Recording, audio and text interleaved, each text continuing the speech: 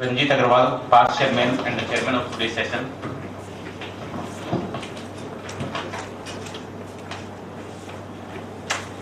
Sri Sujit Kumar, Additional Commissioner of Income Tax, who is presently in Regional Training Institute of Income Tax Department. Though he has said that he would not like to be a speaker, but my dear friends, let me be very clear with you that I will not allow him to be silent. Because he is such a wonderful, he has such a thorough experience, he has been assessing officer of Reliance Industries and so many. And I tell you, with my 20 years of practice, the best ever questionnaire I have ever received in 142 one questionnaire when I got his questionnaire when I was appearing for one of the assessment proceedings. He has a very, very in-depth knowledge and would definitely like to share his experience on the two topics what I am having discussion today. We have two topics to be discussed. One is section 14 capital A and second is the deemed dividend.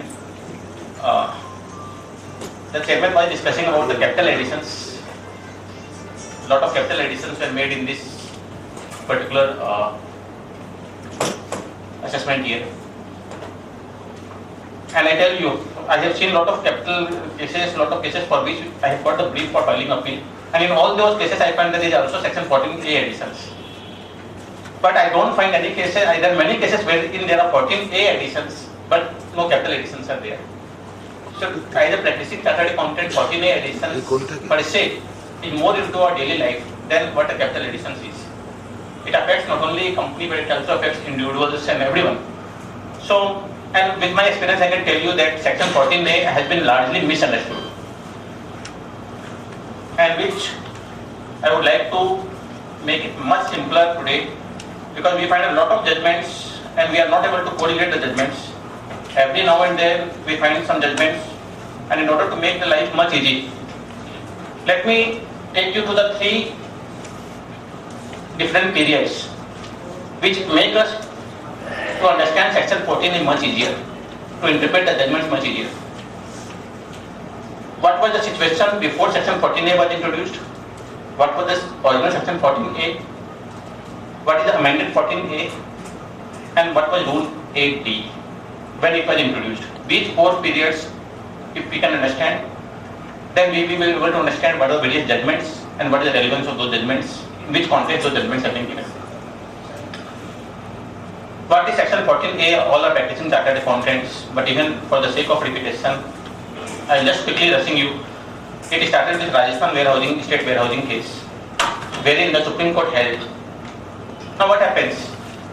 Suppose I am having a unit which is exempt in a northeast state,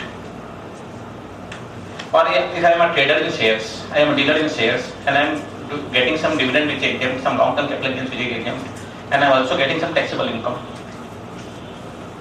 My business is indivisible, because when I am a trader in shares, it is not possible to identify how much expenses have been incurred for the purpose of earning exempt income, because the entire business is one. So what the Rajasthan State Warehousing Supreme Court judgment held was, if the business is indivisible, then you are not required to apportion and the entire expenses is allowable. Even if some part of the expenses have been deemed to have been incurred for the purpose of earning exempt income, so if the business is indivisible, entire expenses is allowable. So that was where section 14A came into the picture. So when section 14A came into the picture, the first thing which was said by Finance Act 2001 was that it will be retrospective effect. And it said that if there is any expenditure incurred in relation to income which is not included in the total income, then that expenditure is to be disallowed. The important word here is expenditure incurred in relation to income. In relation to is a very important term, because as you may be aware, Pandian Chemical Supreme Court judgment has held in the context of 80 IEA chapter 6A reduction. See what happens. Suppose I am having a manufacturing unit, and that manufacturing unit is having a 100% deduction allowable, and I put some money in the bank as a margin money for getting some electricity connection.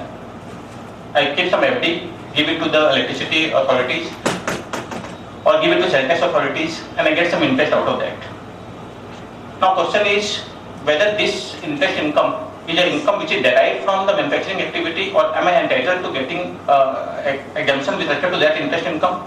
That principle was clearly laid down in the Pandian Chemicals case Supreme Supreme Court held that there is a difference between derived from and attributable to.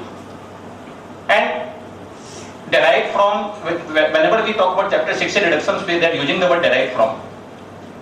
So only those deductions are allowable which is derived from the manufacturing activity. But interest, income, etc., which is not derived from the manufacturing activity, that is not to be allowable under chapter 6A deductions. Now here also if you see, they are using the word in relation to. Now in relation to is a very wide term. It is not saying that expenditure incurred for the purpose of earning income which is exempt. It is not saying that. It is saying in relation to. Now this is where a lot of judgments has come up, a lot of issues has come up, which I will discuss in a later part of my presentation.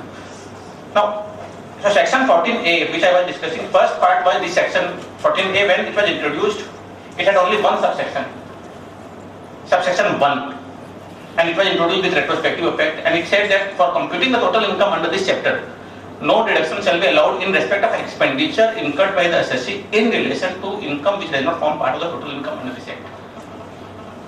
So this was the original section 14A. There was no subsection 2, no subsection 3, and it was a retrospective effect section, and it says that no expenditure to be allowed in relation to income which is not forming part of the income. Now, lot of assessing officers had pending assessments at that time, and they were contemplating issuing 148 notices, etc. Now, with that, keeping that in mind, transitional provision came that nothing contained in this section shall empower the assessing officer either to reassess under section 147 or pass an order enhancing the assessment or reducing a refund made or otherwise increasing the liability of the assessee under section 154 for any assessment year beginning on or before the 1st April 2001. So when this section was introduced for the earlier years, though it was a retrospective effect section, it was clarified that it will not affect the assessing officer will not reopen the back assessment years. A circular number 11 was also issued in this context. So now, why this section was introduced, it is also important because that will be having a relevance when we discuss about a lot of judgments. This section, the memorandum which explained the introduction of section 14A said that exemptions to certain categories of income are used to reduce also the tax payable on non-exempt income by debiting expenses incurred to earn the exempt income against taxable income. So what they are saying, exempt income is exempt, but that is not taxable. But whatever expenses you are incurring, that also you are deducting from the taxable income. So you are getting a twin benefit.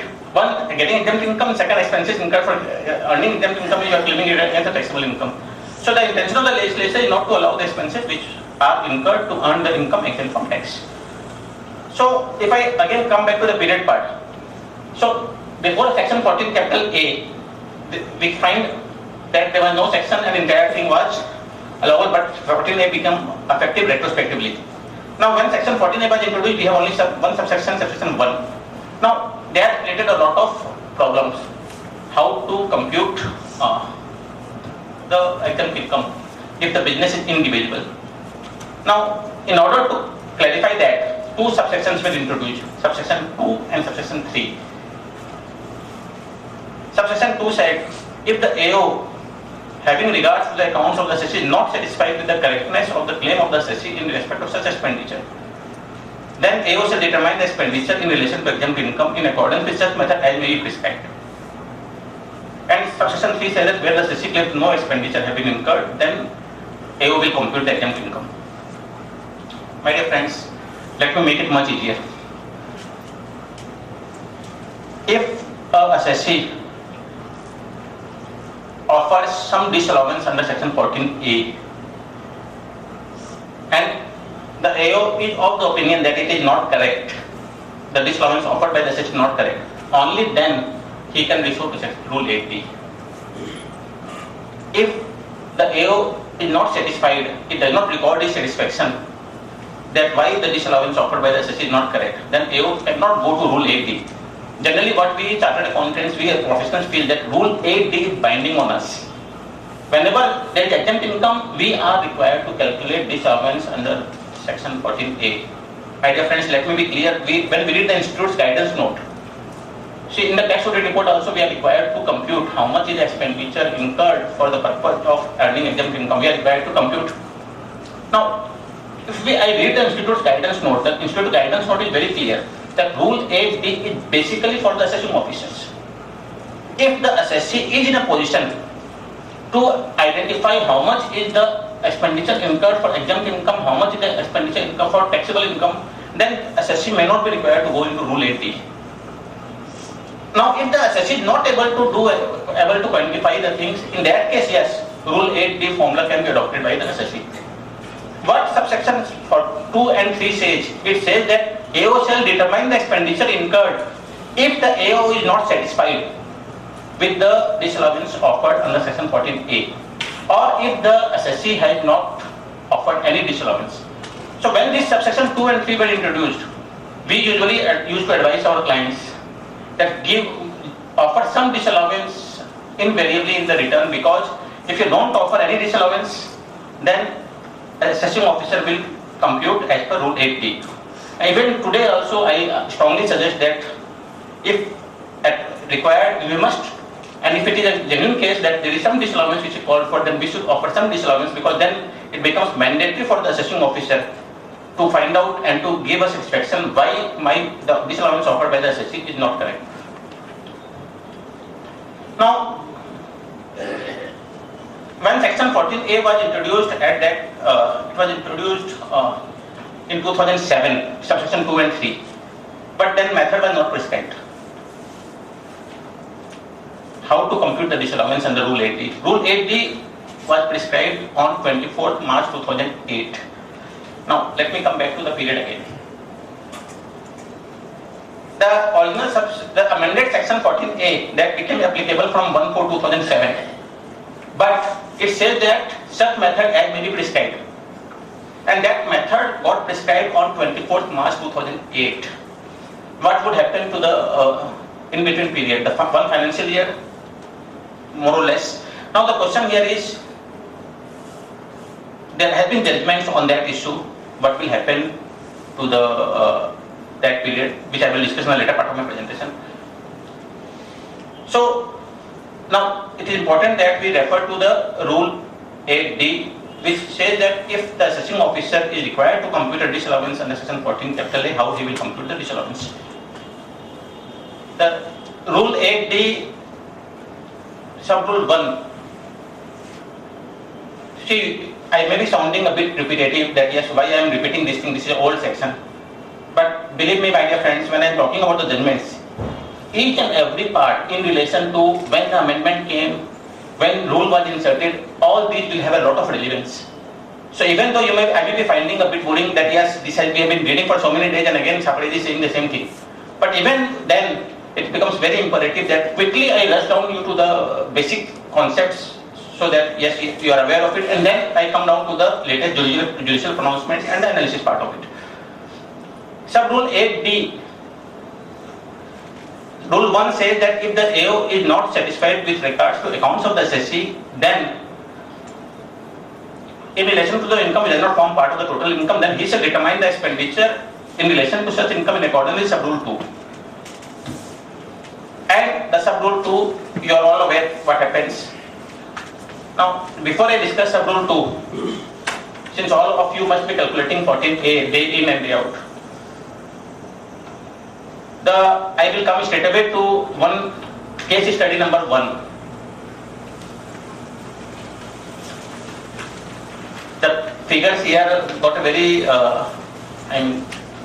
is it visible for you?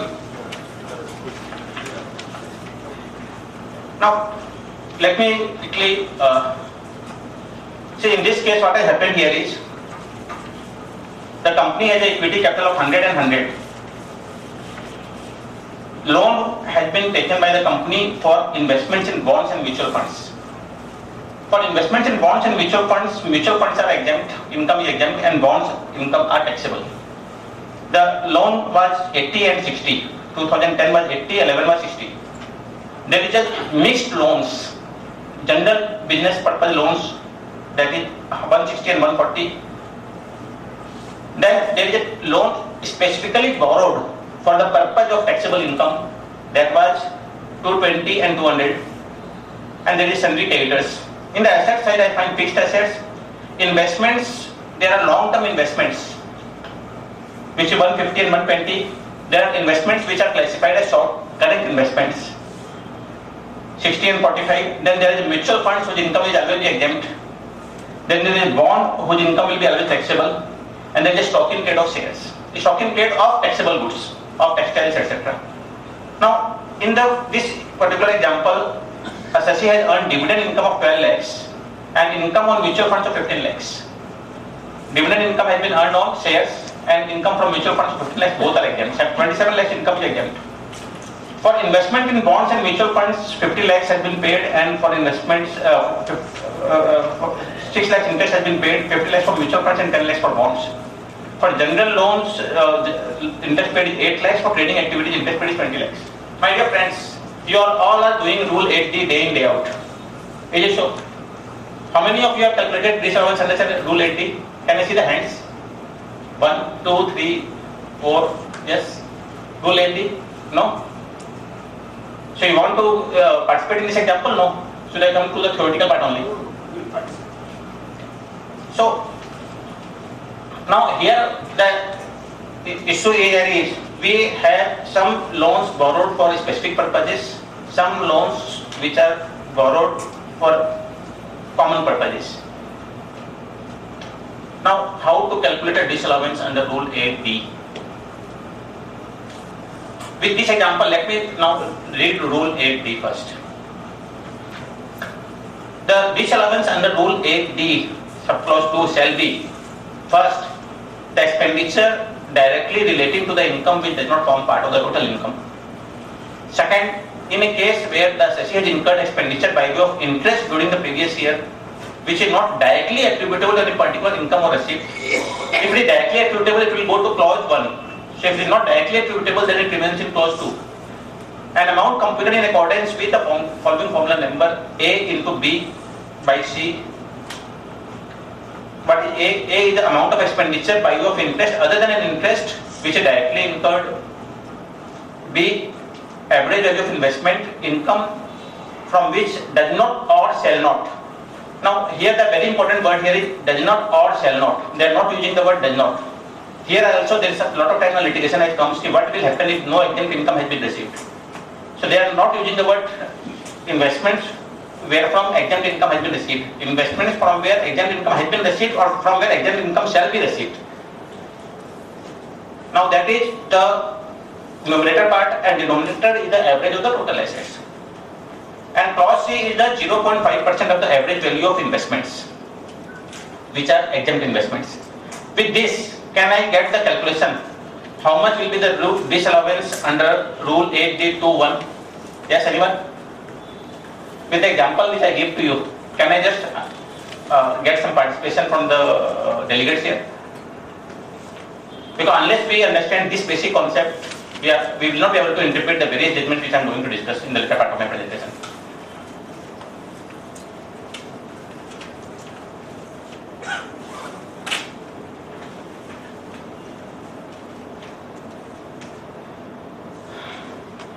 Those who have come late, how much will be the disallowance under Rule 8D in case study 1? 8D21 talks about the expenditure directly incurred for the purpose of earning exempt income.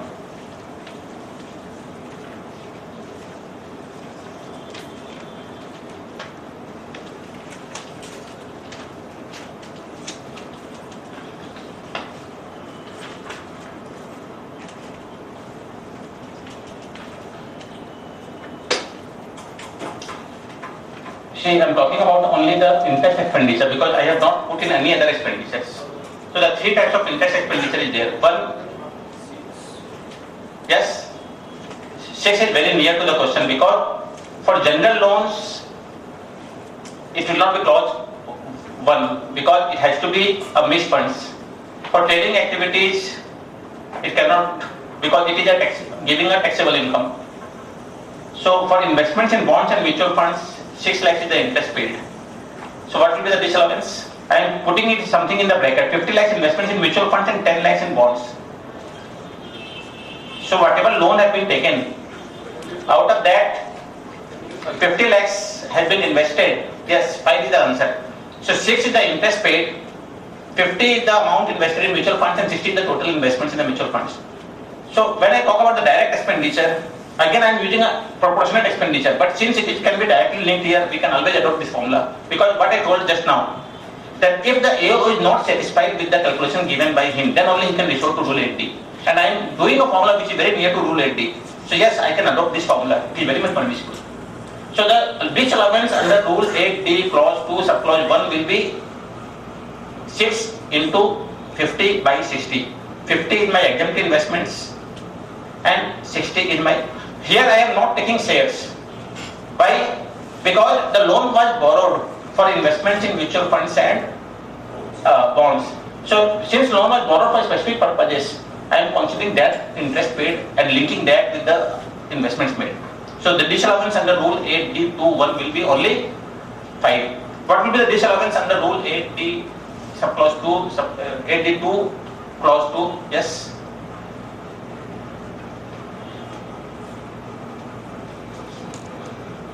May not be able to get the formula, but what will be the basis? Can you just find out what will be the numerator? See, what my question here was, in clause B, what will be the A? Yes, amount of expenditure by way of interest other than interest in clause 1. Yes. How much interest will come in when I calculate rule 8D22? Okay, so it will be, so on the A will be 8. Is the class clear? The answer is correct. Because why not trading activities? Because trading activities loan was specifically borrowed for the purpose of getting taxable income. So it will not come here. So only those loans which are mixed loans can only come when I calculate rule 8D22. So the 8 is the A, and what will be the B? Average value of investments which does not form part of the total income. Can I get the figures? Which are the figures which are going to come? What are the investments which are going to come for the purpose of calculating 8D22? Yes? Anyone? Long-term shares and mutual fund. Yes, long-term investments 150 plus 120. Plus short-term income or not? Yes or no? Current long-term investment you are saying it is coming. What will happen to the current investments? Whether it will come or it will not come? It will not come. No. Come or not come? No. It will come. Yes, it will come, because what I told just now, rule 82, capable of earning exempt income will also come. So current investments, yes, it will also come. So 150 plus 60 plus mutual fund will come. It will come now because it is giving exempt income. Just now I told you. For the direct loans, that was already allocated. Okay, that was directly allocated. But the yes, but the total investment in mutual fund is 160. So out of that, you have to deduct 50. So 110 will come. Am I getting it? So here 110 will only come, 50 will not come. Because 50 I have already considered there. And when I take the back here, then it will be 120 plus 45 plus 160 divided by 2. And on the total assets also. So this is the way we have to 150 plus 60 plus 160 plus 120 plus 40 plus like this we have to do. So this will calculate the rule 8D22. What will happen to 3? How much will be the, again 0.5% of the exempt investments. With this example now, it is, now I take you again taking you to the period.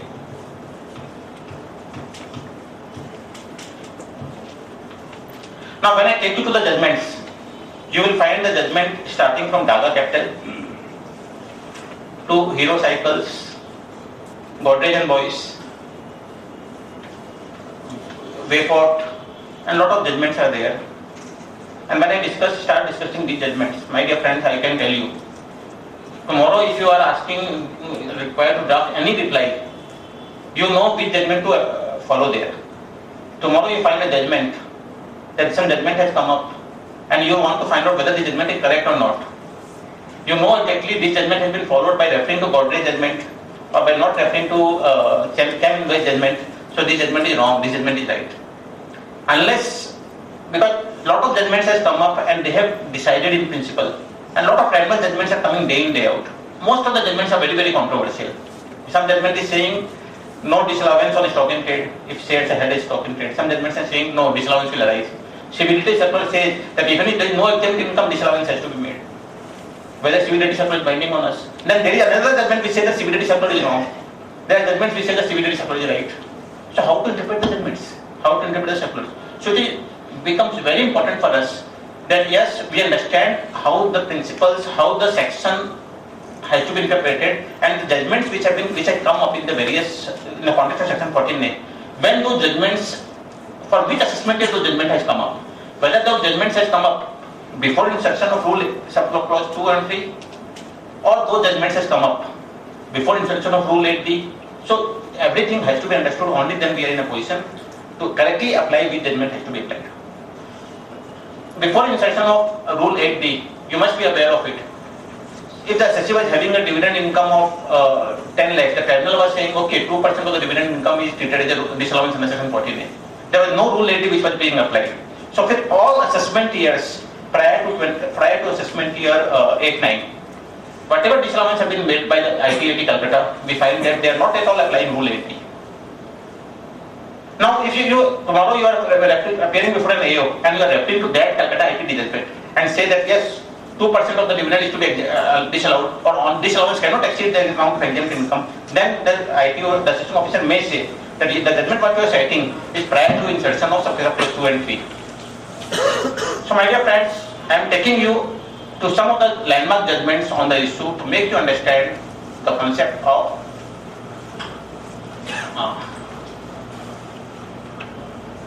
the first and the landmark judgment in the context of section 14 capital A was Daga capital. It was a special bench decision which was passed on 20th October 2008, and it related to assessment year 1, 2 and 2, 3.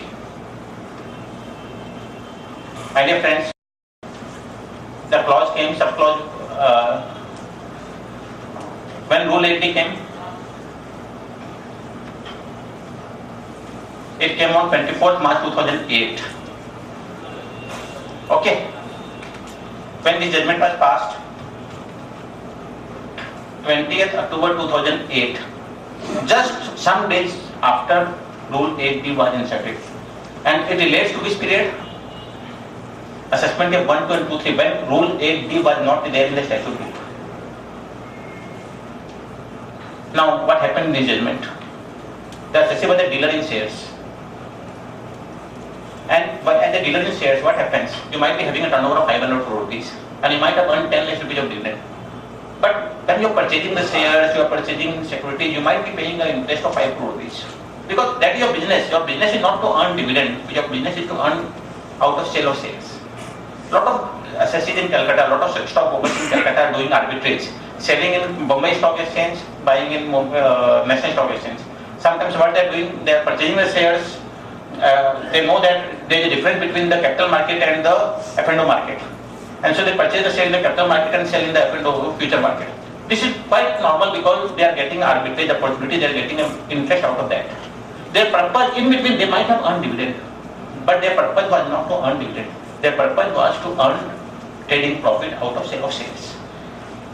Daga Capital, in this case, the assessee was a dealer in shares, and it had received some dividend. A question arose. Since the activity of the assessee was not to invest in the shares and to earn dividend but to trade in the shares, question arose whether how to calculate a disallowance under rule 8D. Whether shares will be, entire shares, entire investments in shares will be considered. How to calculate? So this section, in this case, there was a difference in the two bench members. Two bench members were presiding in this judgment and they had a difference in opinions. They had. So what happens when you have a difference in the opinion? What happens? The matter is referred to a third member. In this case, the two members unanimously agreed on some points, and the two members differed on some points. What were the points on which they unanimously agreed?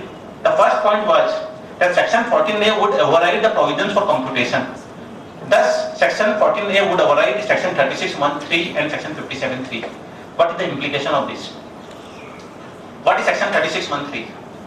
Interest paid for borrowing of, that is allowed under section 36, subsection 1(3), that is allowable under this section. There are judgments, for example, I have made investments in a special purpose vehicle so that I can get interest income out of that, so that I can do business from that special purpose vehicle. Now the question is, when I'm talking about special, let us talk about a simple example, AOP.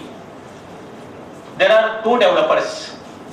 One developer has a specialization in negotiating with the tenants, and the second developer has a specialization in constructing. And the two developers decided to enter into a form a special purpose vehicle, AOP. What happens in a AOP? In a AOP, whatever is the amount that is to be taxed at the maximum marginal rate, and then it becomes exempt in the hands of both the owners of that AOP.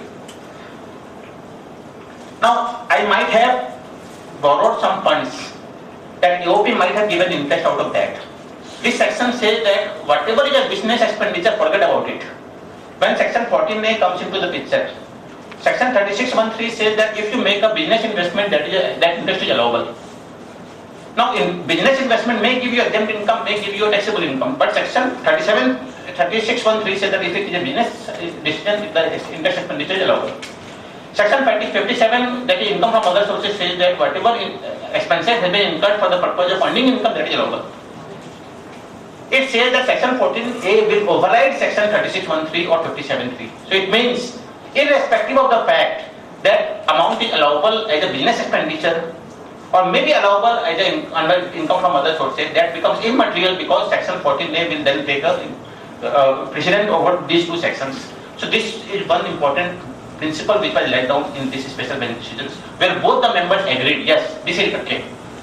Second, subsection 2 and 3 and rule 8D to have retrospective effect. Now, my dear friends, I told you just now, rule 8D was inserted on 24th March 2008, and this judgment relates much prior to that. And maybe when the assessing officer passed the order or the CITP passed the order, at that time rule 8D was not at all there in the rules. But this judgment says that rule 8D will have a retrospective application. And if you remember, those who have been practicing and those who remember those periods, the assessing officers were again doing the same things what they are doing for the share capital now. They were trying to reopen back assessment years, making random additions, because they are saying that now dollar capital is there, so we will be making up additions. So, and my dear friends, it was a joint decision of both the members. When the assessee filed the return of income, at that time rule 80 was not there. And now when the assessing officer passed the assessment order, when the CITP passed the assessment order, the assessee might have been disputing with respect to disallowance of 2 lakhs. And when you calculate the disallowance under rule 8D, you might find that the disallowance becomes 2 crore rupees. It could have been a situation. Because when you talk about rule 8D, the disallowance could have been much higher. So now what happened was, this judgment said that this rule 8D will have a retrospective application. It means those who had filed an appeal, they were in a very, very soft position. What to do, what not to do. And the third share was, yes, for investor in shares, disallowance justified since income arising in the form of dividend again. My dear friends, but in clause 3, the issue was very much for investor in shares only rule 8D is applicable. For trader in shares, rule 8D is not applicable. That was a joint decision. So what was the joint decision? The joint decisions was 3. First, section 14A will override all the other sections. Second, rule 8D will have a retrospective application. Third, if you, for the purpose of investments, yes, rule 8D is applicable. If you are dealer in shares, then they were not having a difference in the opinion. So what was the difference in the opinion? The difference in the opinion was, the first difference in the opinion was, how do you interpret the term in relation to? Before I take this, I ask you a question. I ask the class, do you think that rule 8D will apply on dealer in shares? Yes? Yes. No? Yes? Yes. No? Yes. For a trader in shares, rule 8D will apply? No. Now I am in a real estate company and I do a lot of investments in a SPV, special purpose vehicle. I form a lot of companies, I take a 30% stake, I put money there. The purpose of is not to get dividend from that SPV. The purpose is to build the SPV. Whether rule entity will apply there.